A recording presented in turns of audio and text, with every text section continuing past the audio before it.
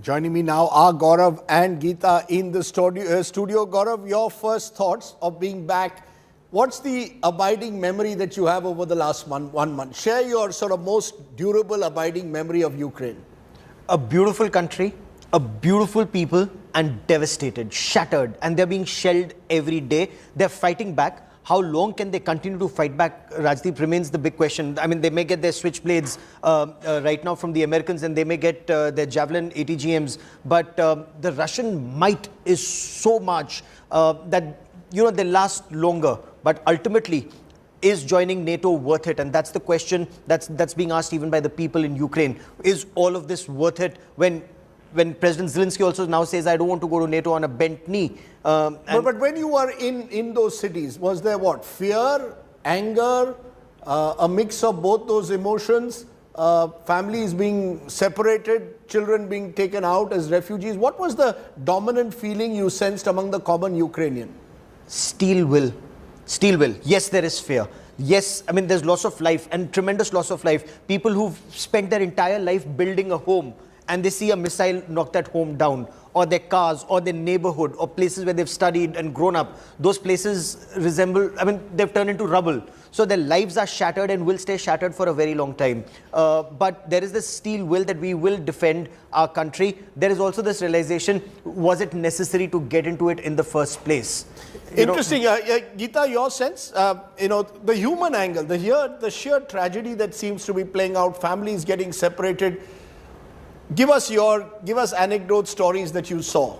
Well, Rajdeep, for me, the two big things that we saw with this war is the human cost of war, well-off people living in shelters, homeless because they do not have bunkers. They have homes, but they have to live in shelters. Those who do not have the wherewithal to sustain are moving out. Nobody wants to be a refugee. Let's just put that on record. And every Ukrainian who's leaving Ukraine wants to return. It's not like they actually are looking at a better life in Europe. They all have homes, they're well off, they want to return. So the human cost of war and rebuilding Ukraine is going to take a long, long time. So again, is there anger? Is there fear? I mean, absolute anger. But the second point, a very important one, is nationalism that you see.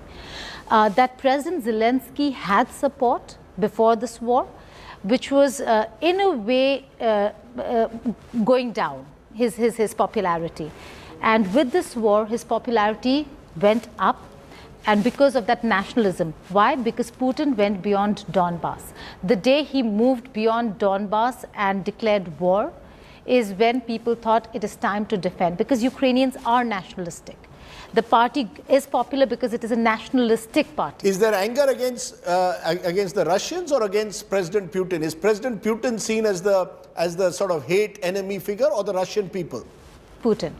Why do I say that? Is because there are so many Russian-speaking, Russian-origin people within Ukraine. So there is hate against Putin, I mean for Putin. But there is also this question that Gaurav says, Rajdeep, which has to do with whether if it was important for Zelensky to really take the country to war when NATO was not offering military intervention, when the European Union or European countries bilaterally have not offered military intervention. Forget about a conglomerate or a bloc. You don't have to be a bloc. No country is offering military intervention. And so there are people who have now started questioning Zelensky's strategy and policy. One final question, Gaurav, because one of the images that I saw was you were driving a car and there were the sounds of bullets all over. You know, we see these images on TV of bombs, missiles falling, and you were sort of driving a car when it was clear that not too far away from where you were, there was violence taking place. What was that like? I mean, are civilians feeling that their lives are at stake? Did you feel at that moment that you could be a target? So we've seen journalists being shot dead, including some at point blank range. And we were reporting from those places. We were reporting from Irpin. We were reporting from Bucha. We were reporting from Brovary, where some of these journalists have been targeted. We were shot at when we were in Mariupol. We were trying to flee Mariupol because the Russian shelling was very intense that time. The Russians hadn't moved in. They were about to move in. And, we had to drive out. There was no vehicle, no trains, no nothing. So this lady wanted to go. We, met up with her. I offered to drive her out, to Dnipro. Dnipro is in the line of fire today. So we've been to virtually all these hotspots. Kharkiv, Mariupol, Kiev, Irpin, Bucha. We reported from ground zero, and because we were able to drive, we had mobility, and we were not reporting from hotel balconies and lawns and receptions. But yes, like any other journalist or any other individual, we were also in the line of fire as much. But the people there, every civilian virtually is a combatant today. And when Putin says, or when Russia says that they're bombing civilian areas, the Russians say that you have anti-tank missiles or surface-to-air missiles on your rooftops. And they put out those images, whether it's psychological warfare or information warfare. This is what is happening on ground. So when civilians pick up arms, they become, fair game, as the Russians would put it. After 1 month of you being in Ukraine, missed dal, roti, sabzi or not? So I didn't. I love the food in Ukraine when we got food. The food there is very good when you get it. When you didn't get it, we survived on bars of chocolates also. And there were times we survived on water. In one day, we actually had to ask somebody for water, knocked on a stranger's door and asked for water because there's nothing to eat, nothing to drink. Well, to both of you, you've come back on a long flight. There's Holi tomorrow. Have a happy Holi. Stay well, stay safe. And well done by giving us and Indian viewers a sense of what was really happening on the ground. So thank you both very much for joining me this evening. They're safe, but the people of Ukraine are not. This is a country that is now bruised and battered. Today, Russian missiles pounded Kiev and other cities once again. The Ukrainian president has called Russia a terrorist state, while the US President Joe Biden went a step further, labeling Putin a war criminal. The big question is, with the International Court of Justice asking the Russians to stop the war, will the Russian troops pay any heed to the verdict? Or, as Mr. Putin has said, he will strike back even harder. Take a look, and then we'll come back with our big question. Is Putin a war criminal?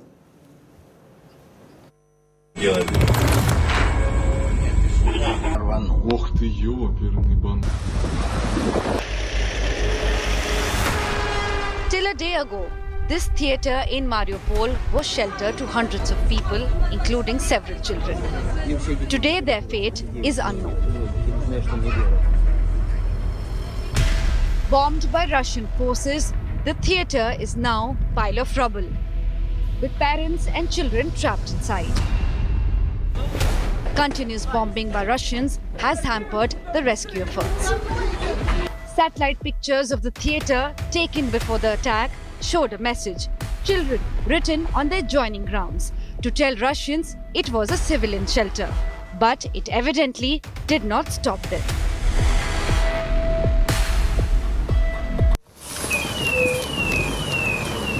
Their advance in Ukraine, delayed by days, Russian forces have taken to pounding civilian targets. Markets, makeshift shelters, residential buildings, parents queuing up to buy bread. Nothing and nobody seems to be safe anymore.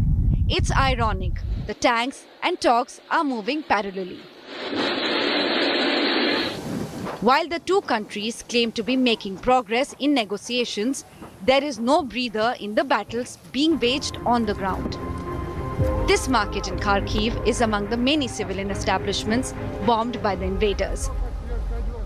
Черговий злочин російських військових проти Маріуполя нічим не відрізняється від захоплення Басаєвим лікарні в Будьоновську. Російська держава перетворилась на відвертого терориста. І їй не соромно. Але вона буде відповідати за все. Світ вже починає розуміти, що без визнання Росії державою-терористом Russia suffered a major setback at the International Court of Justice on Wednesday. The ICJ has ordered Russia to suspend all its military operations and ensure that no military units supported by Kremlin takes further steps in the war. The court also asked both the nations to refrain from any action that may lead to escalation. So far, Russia has ignored the verdict, and Ukraine's Western allies are fuming. Did you ask me whether I would call? Oh, I think he is a war criminal. Will you be meeting with? Ukraine is badly bruised, but is taking all the blows on the chin and fighting back. A quick resolution to the war will depend on how fast the two warring neighbors can agree on compromise. Bureau Report, India Today. Let's raise some big questions. Is Vladimir Putin a war criminal as is being suggested by the US? Will the ICJ verdict have any impact at all on Russia's march towards Kiev? Will Putin ever be held accountable, particularly for the loss of civilian lives in Ukraine? Joining us now, special guest Alexander Kara is former Ukrainian diplomat. He joins me from Kiev. Gilbert Doctorow is an international affairs expert, joins us from Brussels at the moment. Irfan Nuruddin, Senior Director, South Asia Center, Atlantic Council, is joining me from Washington, D.C. And Tatiana Kukureva is the Deputy Chief at Sputnik News. Appreciate all of you joining us on the show tonight. Let me come to my guest from Kiev first. Your sense of there in Kiev, do you believe that Vladimir Putin is a war criminal? Do you see him as a war criminal today there? Oh, yeah, sure. Affirmative answer. Because he has pretty long record of committing crimes against its own people, beginning in the 1999, when he and his special forces bombed the buildings, the apartment buildings in Moscow, to create the pretext of the Second Chechen War, when he committed a lot of crimes against Chechen people, then Syrian crimes, and then since 2014, he's committing crimes in Ukraine, including bringing down MH17, the Malaysian aircraft. Almost 300 people were killed. And I'm talking about all those crimes not related to Ukraine.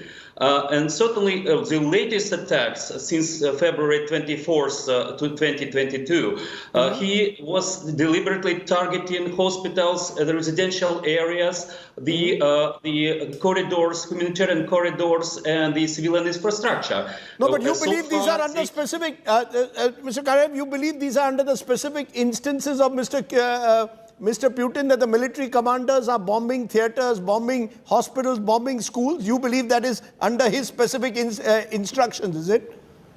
Well, the specific instructions were given to shut down the Malaysian aircraft, it's for sure, because it was a special operation of that kind that only Mr. Putin can authorize.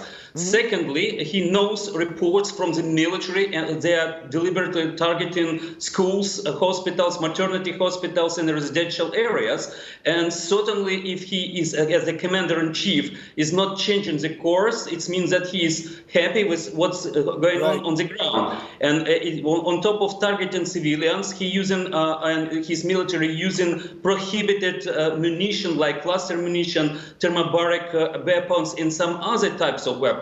So he cannot employ all those weapons without knowledge that they are prohibited and without knowledge what objects they are targeting. Tatiana Kukureva, Deputy Chief Sputnik News, you want to give us a Russian perspective to what you've just heard from a Ukrainian diplomat saying, look, Vladimir Putin, in the course of this war, has authorized his military commanders to target civilian areas and therefore should be seen as a war criminal.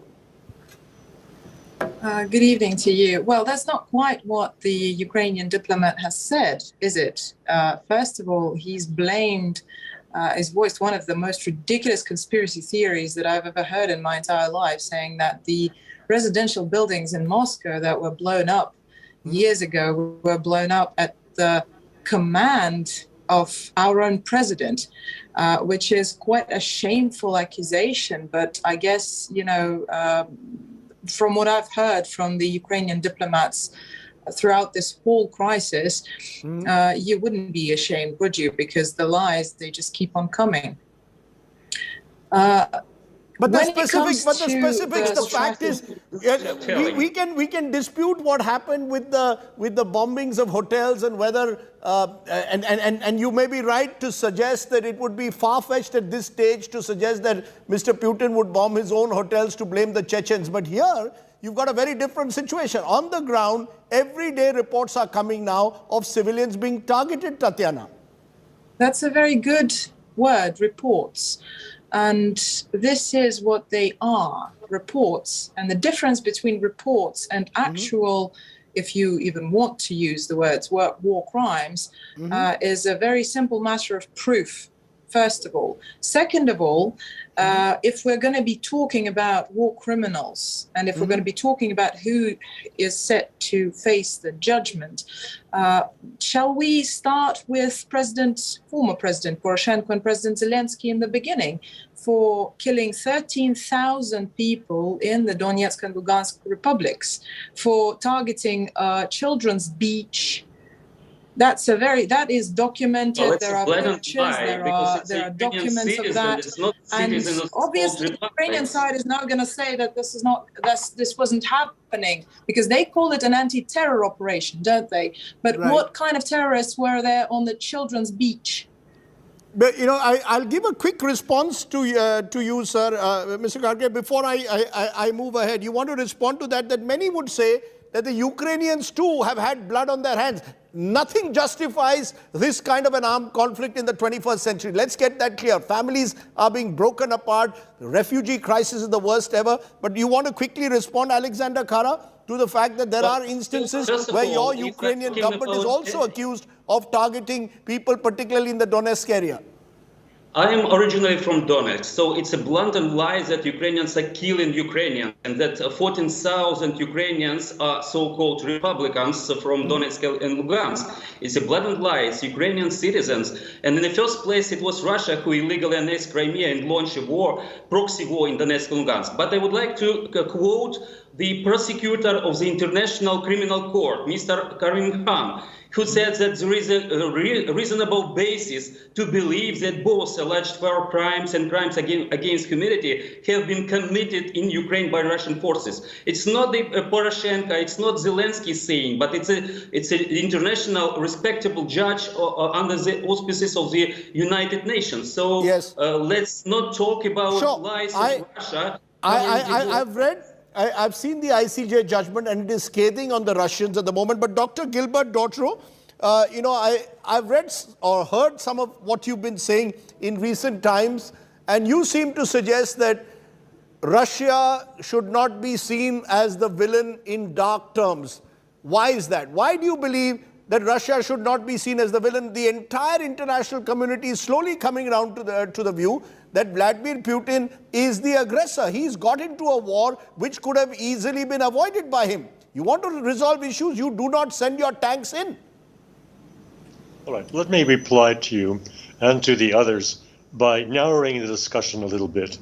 The accusation of Putin being a war criminal is not a generalized accusation. It doesn't look back 20 years. It looks at what happened earlier this week. It precisely came up in the context of Mr. Zelensky's address to Congress, and it was pronounced by President Biden and by the Senate in response to the reports of the horrific bombing of a theater in downtown Mariupol, which was shown to be destroyed, where they had, as your reporter described, the physical situation. But the report which you presented 15 minutes ago was not updated. The updated information, which has been released by Zelensky's office, is that everybody came out alive. They all were staying in a bomb shelter under the theater. Now, that's very interesting. It supports very nicely the Russian explanation that the theater was blown up by the Azov battalion people who had herded these civilians into the theater and then into the bomb shelter. But my point is that the whole story of Mr. Putin being a war criminal because of this heinous crime leads us to a point which interests all of your listeners in India, their possibility of a nuclear war that will kill all of us. Because Mr. Biden, when he was vice president, called Mr. Putin a thug. When he became president and 1 month into his presidency, he said Mr. Putin was a killer. These are very unattractive adjectives, but they're just adjectives. Calling him a war criminal is a different kind of description. That is something actionable. And actionable in what way? It is the basis and justification for arranging the assassination of Mr. Putin. And let us just remember that on March 4th, isn't that a conspiracy? Senator, with due regard, sir, isn't that a conspiracy theory in itself? The fact is, the objective facts on the ground suggest that Mr. Putin has been the aggressor in this war, that civilians have been killed, and therefore someone must pay the price for what is being seen. Civilians are always killed in wars. That goes without saying. Yes. But when the war started, the Western press was saying, the Western governments were saying, this will be horrendous. There'll be hundreds of thousands of casualties. According to the UN, up to 21 days into the war, there have been less than 2,000 civilian casualties. You can question that, but it's not hundreds of thousands.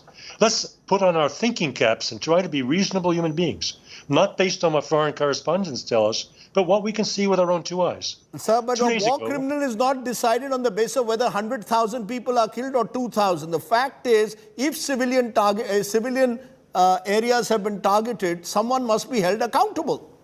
Well, tell the United States government who is accountable for the millions of people who have died at American soldiers' hands in Afghanistan, in Syria, in Iraq. Let's not talk about this, because it becomes a what's about argument. I'm asking you to put on your thinking cap and save your own neck, because if they arranged an assassination of Putin, which was called for by a U.S. Senator, Lindsey Graham, on March 4th, this is not a conspiracy theory. That is a fact. Read your newspapers. Mr. Lindsey called for the assassination of Mr. Putin. If the calling him a war criminal, Can I just take that for a moment, Dr. Irfan Nuruddin, who's joining us from Washington. You've just heard what Dr. is saying. Some of it may be contentious, but the facts are also that the United States doesn't come into this debate with clean hands. Today, when Joe Biden calls Vladimir Putin a war criminal, there'll be those who'll say Americans who went into Iraq claiming that there were weapons of mass destruction, Americans who've gone into other parts of the world claiming that they are fighting the just war, cannot come into this debate entirely with clean hands. Who is a war criminal depends on which side of the divide you lie.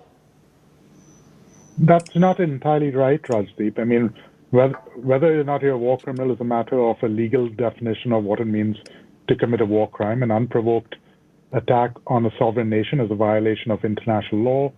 Targeting of civilians and the use of prohibited munitions like cluster bombs, biological or chemical weapons are a matter of violation of international law. That is not about which side you're on. And so the question is whether or not the international community at some point will be able to gather the evidence required in order to make a case that, in fact, the Russian military used weapons that were prohibited by international law. There are already allegations and claims corroborated by credible reporters that munitions that are consistent with cluster bombs have been used.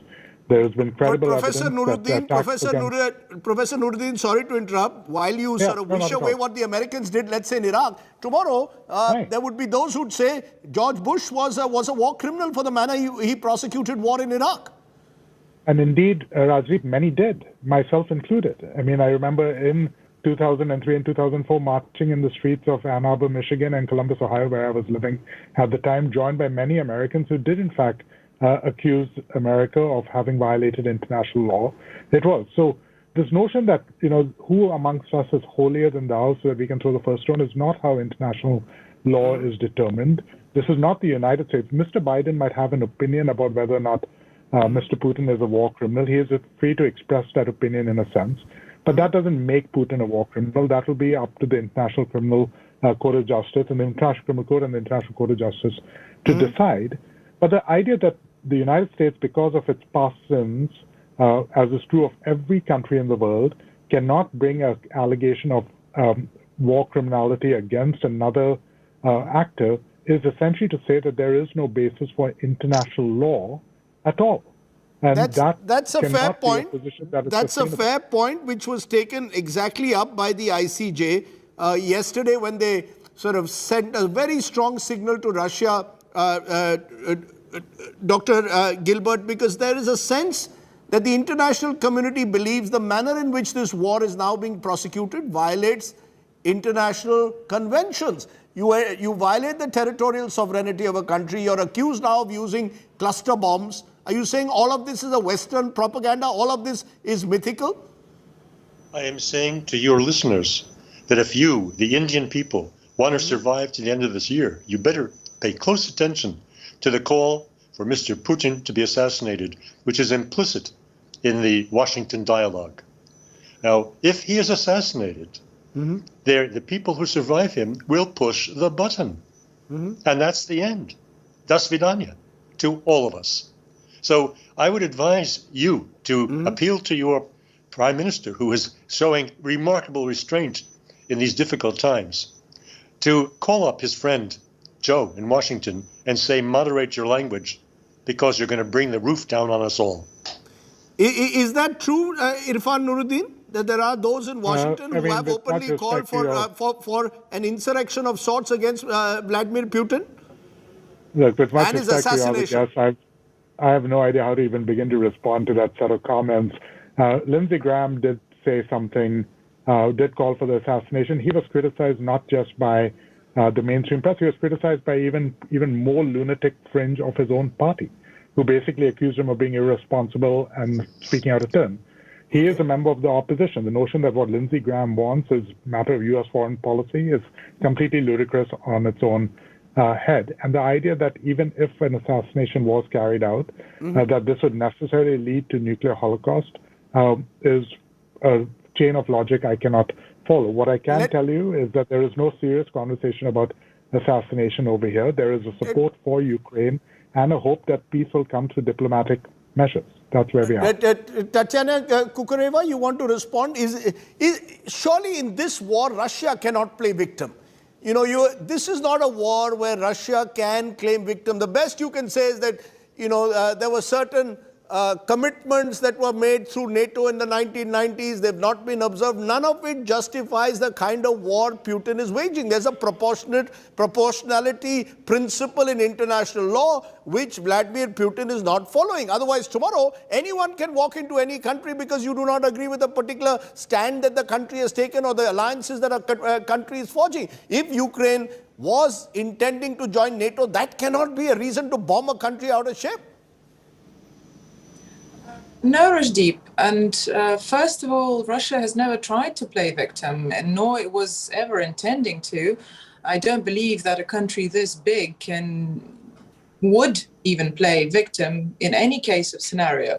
And it is not about NATO. Obviously, I hope you know that by law, the country with an open military conflict within itself cannot join NATO. It's a technicality, but it's true. On the other hand, it's not about that. It is about the deaths of thousands of people, of 13,000 people that my Ukrainian counterparts apparently seem to have forgotten about.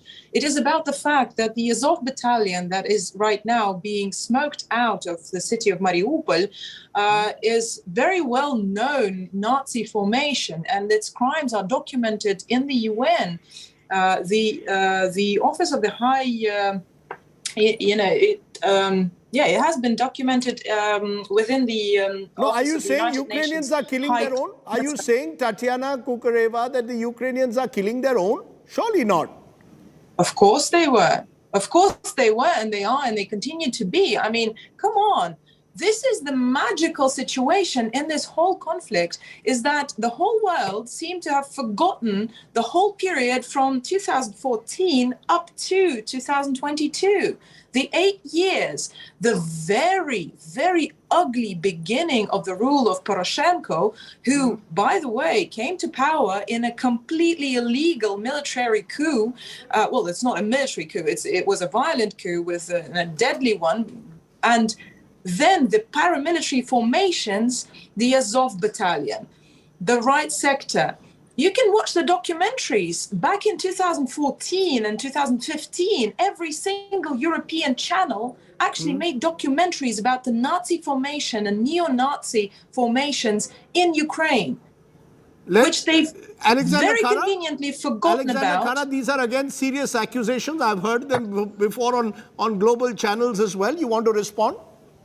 Well, certainly it's such a blatant lie about Nazi rule in Ukraine. You know, having the Jewish president of Ukraine in predominantly Ukrainian country, it's something terrible to have a Nazi regime here. Firstly. Secondly, had not Russia invaded Ukraine in 2014, all those lives, 14,000 of my countrymen, including my native city now occupied by Russians, was restored and was in place. But first of all, Putin claimed that his so-called limited military operation was because Ukraine was committing genocide. It was a reason why on the 26th of February we appealed to International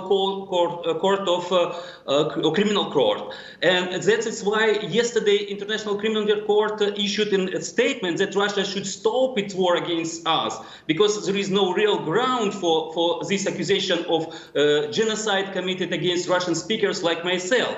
Right. And are you saying to me, Mr. Karev, that Vladimir Putin is no different to a Slobodan Milosevic, that he is no different to a Radovan Karadzic, the Bosnian leader, that he is no different to a Charles Taylor, the former Liberian president, he is no different to Chad's former dictator, Hussein Habre? All of these have been accused of being war criminals and been seen as war criminals imprisoned. Are you saying that's what Ukraine wants to see? Do you really believe that's conceivable? It's one thing to resort to rhetoric saying Putin is a war criminal, but do you believe that the world will believe him as a war criminal? ICJ has not called him a war criminal. They've said Russia must stop the war. They've not declared Putin a war criminal. That's what Joe Biden said. Well, I'm talking about the judicial stuff, not the political, because what Mr. Lindsey Graham was talking about and President Joe Biden is the political stuff. And I'm talking about the International Criminal Court, where these facts of possible crimes against humanity and war crimes are going to be investigated. And what I'm saying, certainly Mr. Putin is not going to be tried because I don't believe that Russia is a democratic state and there is any possibility to trial its leader.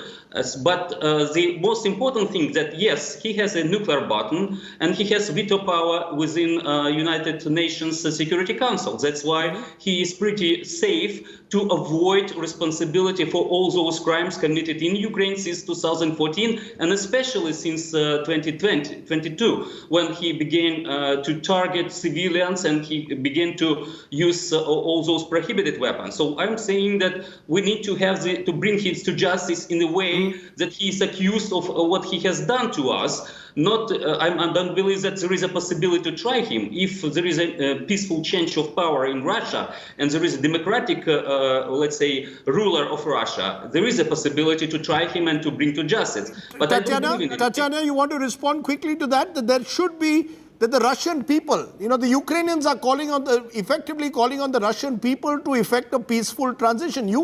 Russia seems to want a regime change in Ukraine, that Zelensky must go, Ukraine must assert its neutral status. On the other hand, the Ukrainians are saying it's the Russians who must effect a peaceful transition. Today, as my reporters told me, the anger is not against the Russian people, it's against President Putin.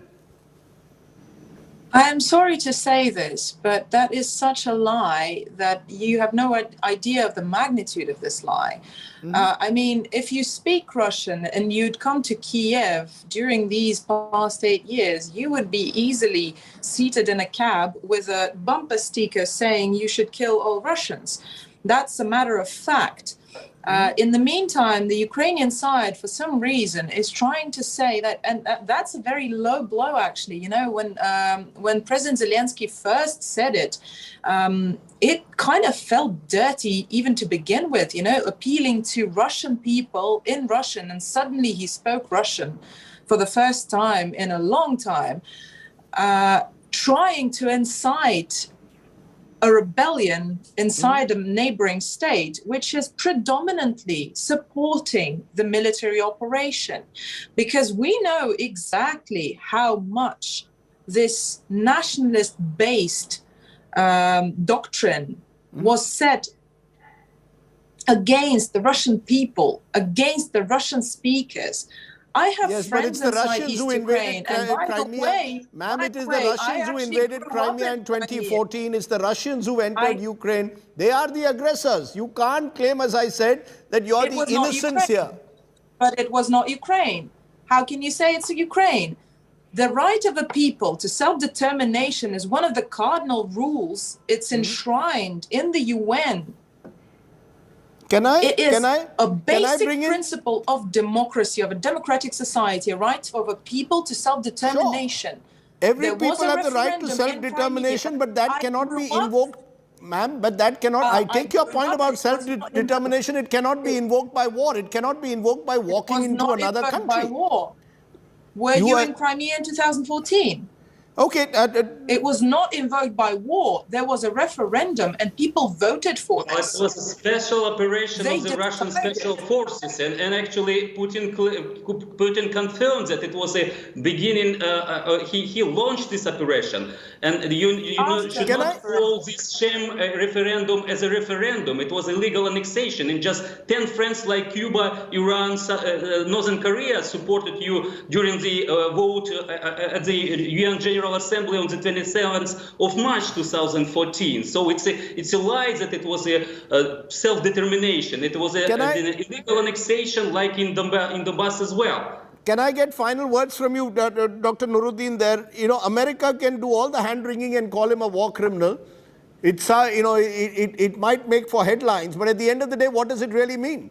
How far are the Americans willing to go to ensure that Mr. Putin is made to pay the price for what's happened? I think what we're going to see once there's peace is that there will be evidence gathered. I don't see a prosecution coming unless there's very strong evidence of the kind that is unlikely to be there. But what this is doing is that the international community, we made it about America, but 40 different international nations have filed a case to the ICJ. This is not just about the US. It's too convenient to make it just about Mr. Biden and his comments. But what we're doing is raising the stakes of what it means to support or stand silent in the conflict right now. That has implications for other countries, including, of course, India, right? I mean, so if in fact evidence begins to mount that Putin and his forces used weapons that were illegal under international law, supporting Putin or staying silent carries a different stake than if in fact that evidence is not found. But that None evidence in the has context of an active war. Sure, that evidence has to be investigated. That evidence that the kind of weaponry that has been used is a violation of international conventions, Dr. Gilbert Doctorow, is still to be investigated. If it is found that Vladimir Putin has used the kind of weapons that cause civilian casualties deliberately, will you then change your mind to call him a war criminal? Absolutely not. There are always two sides to the story. The other side of the story is the violation of international law by the Ukrainian side by embedding military units in civilian buildings, in civilian infrastructure. That is all by itself a violation of international law. So you will find one side calling the other side black, and the side that's called black will call the other side black, and they'll both be right.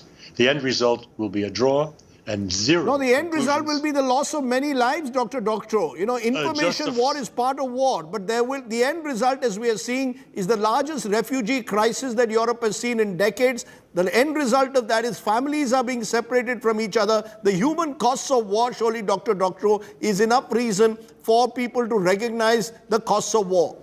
The human costs of war are vastly exaggerated by the Western press. Yes, there are 3 million refugees. What you're ignoring is that perhaps 5 million people left Ukraine in the last 10 years. And many of them went to where the new refugees are coming.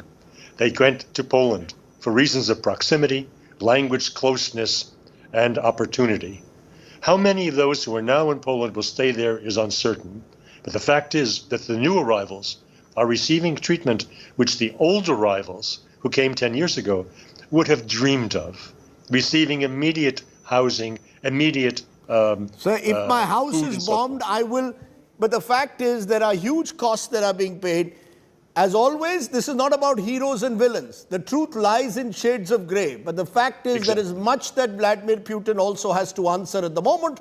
Whether he's a war criminal or not should go through a proper process where the International Court of Justice, based on evidence, must decide that, not on the basis of claims made by either side. For now, I appreciate getting 4 contrarian different voices from different parts of the world. Wonderful to have Kiev connecting to Moscow, at least on Indian TV. I hope that the two of you can talk to each other, maybe in happier times, both in Kiev and Moscow. Thank you all very much for joining me, though, here on the news today.